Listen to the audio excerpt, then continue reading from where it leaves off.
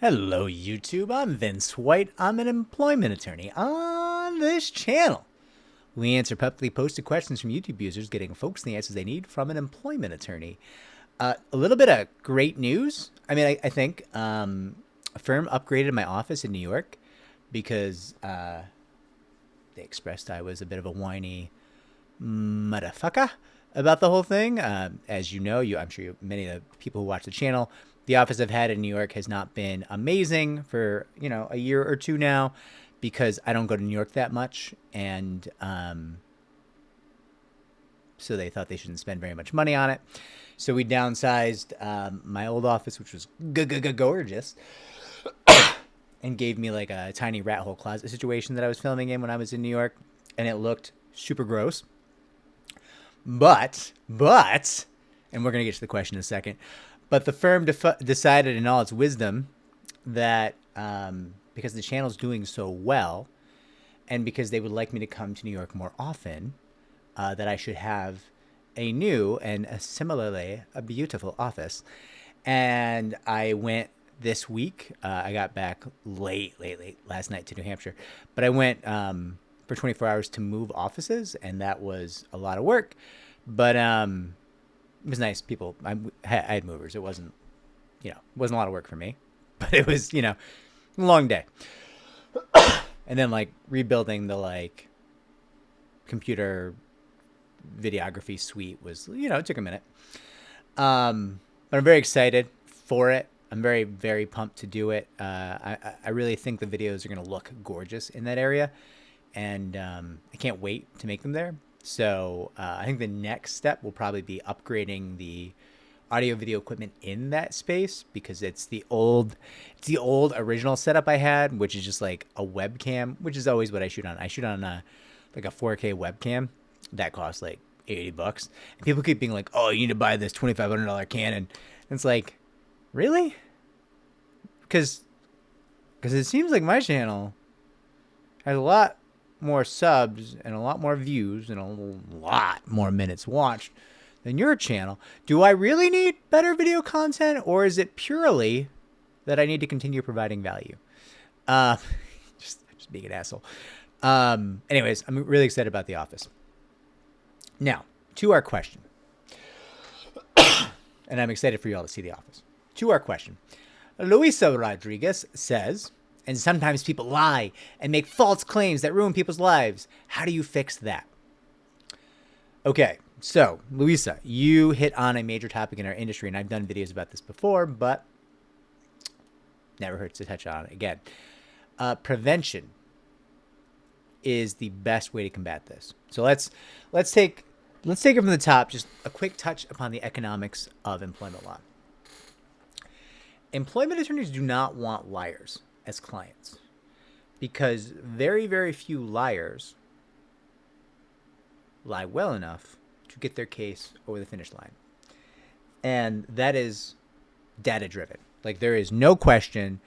Any firm with any depth of knowledge, any depth of experience in this field knows that minimizing how many claims you bring for liars, as I know someone in my life who says liar just like that, and it's fantastic. I enjoy it. Liar. And I'm going to engage in that here to punch things up a bit.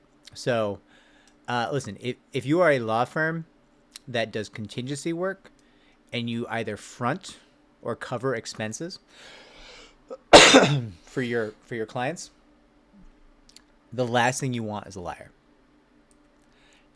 More than 9 times out of 10, 9.8 times out of 10, a liar will not lie well, will fall apart at or before the deposition stage, and will cost you tens of thousands, if not hundreds of thousands of dollars in terms of your investment and your time, your attorney time into a case.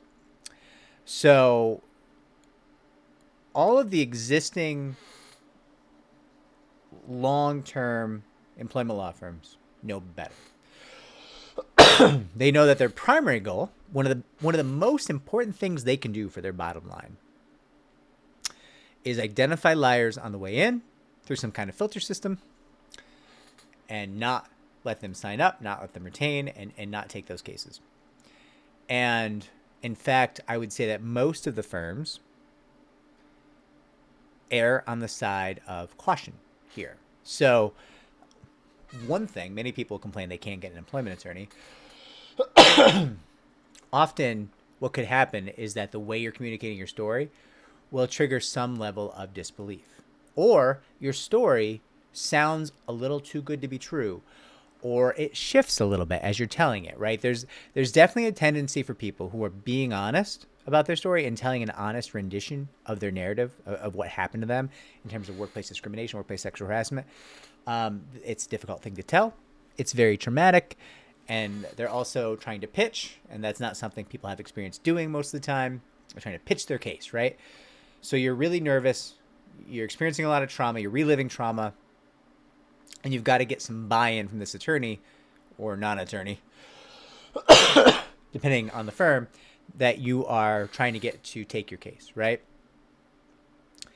And so you'll get a little bit of travel on the story, a little bit of punching it up. And some of those things might not be true. And that doesn't mean that the story as a whole is false.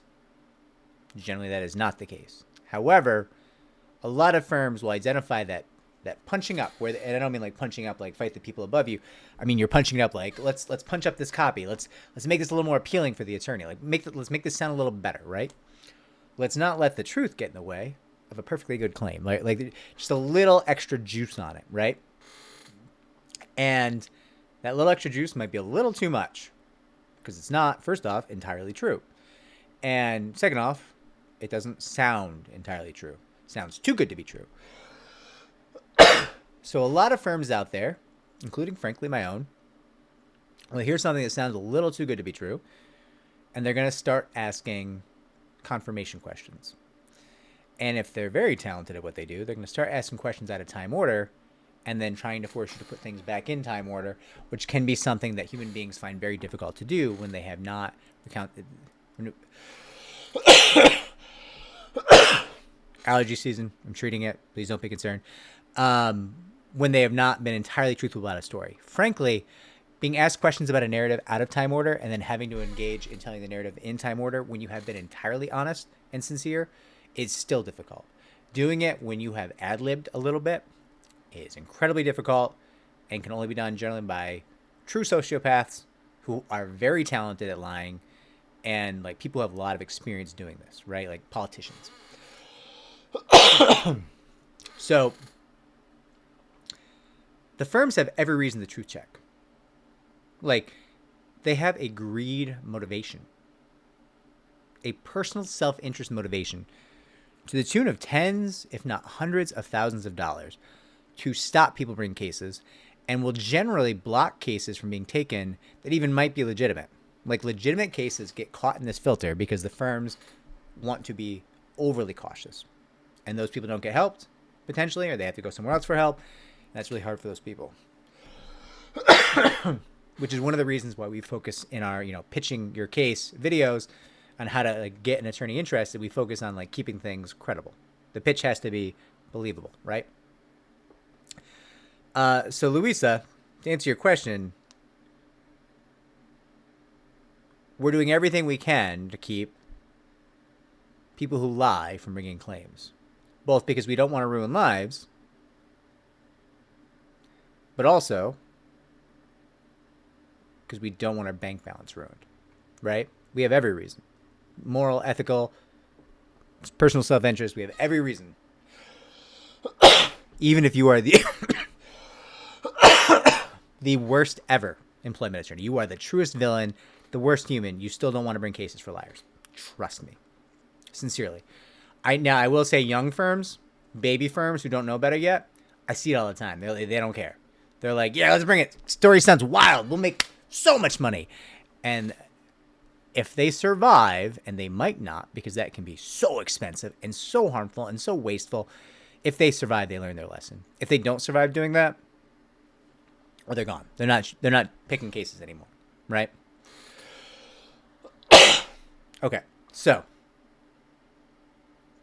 that's not really your question, though. Your question wasn't, what do you do to avoid harm from liars, Louisa? Your question was, how do you fix that? I'll read the whole question.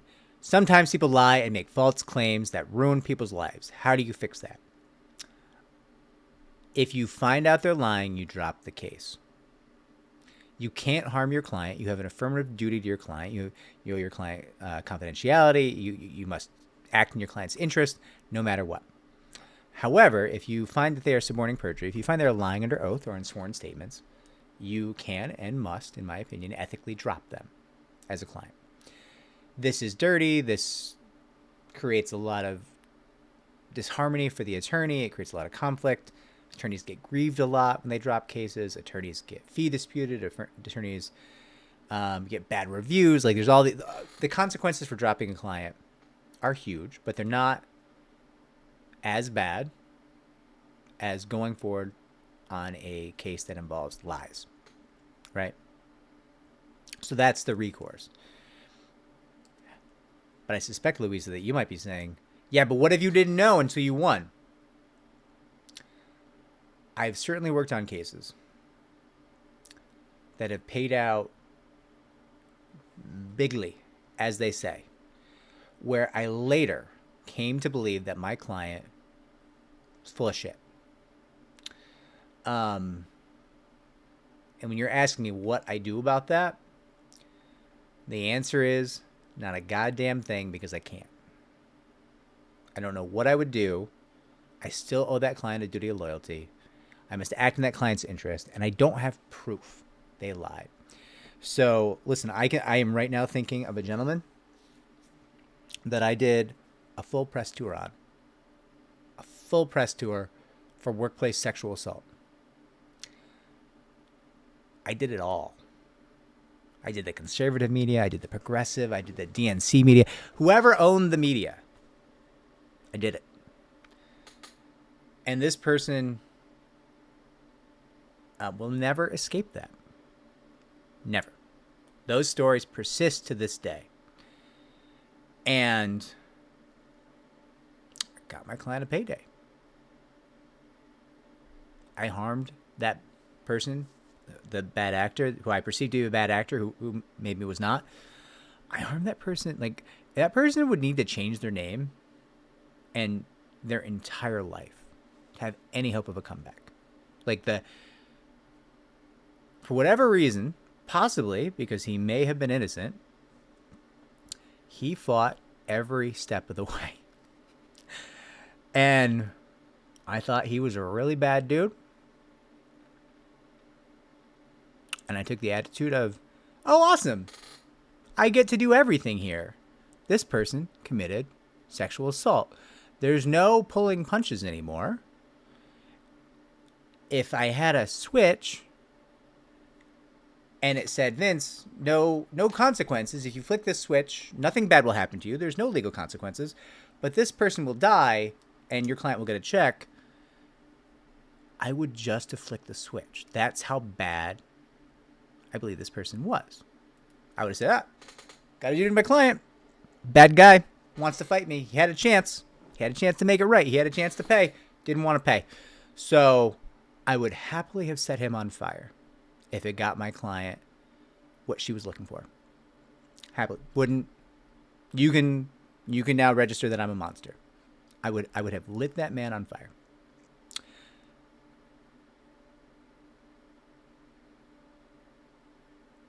I guess there's nothing further to say than that, right? Like, that's the depths of how I felt about that man.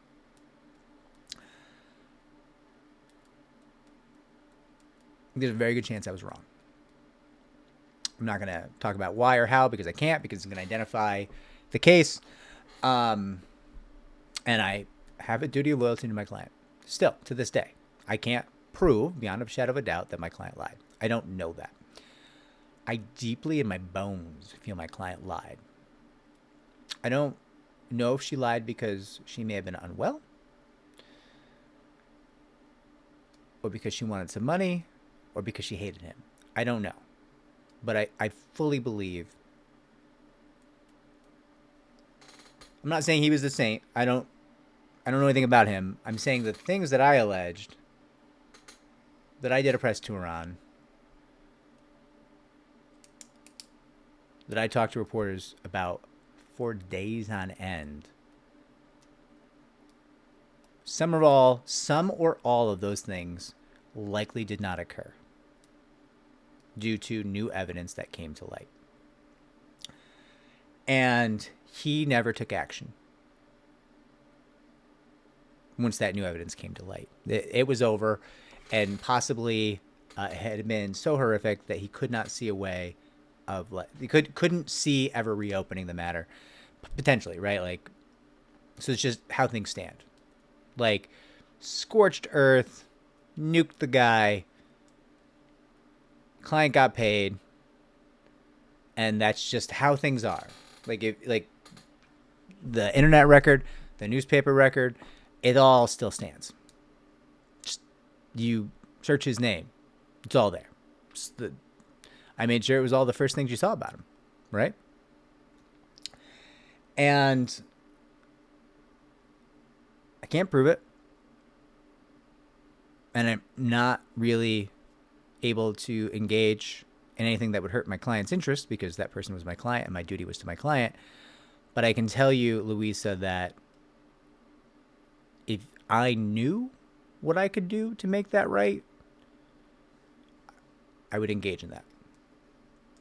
Like, I hope you can tell from this interaction that although I would have set that man on fire and declined to piss on him, I now regret that, because it does turn out that I was likely wrong. I believe victims. My job is to believe victims. There is an entire world of people who do not believe victims.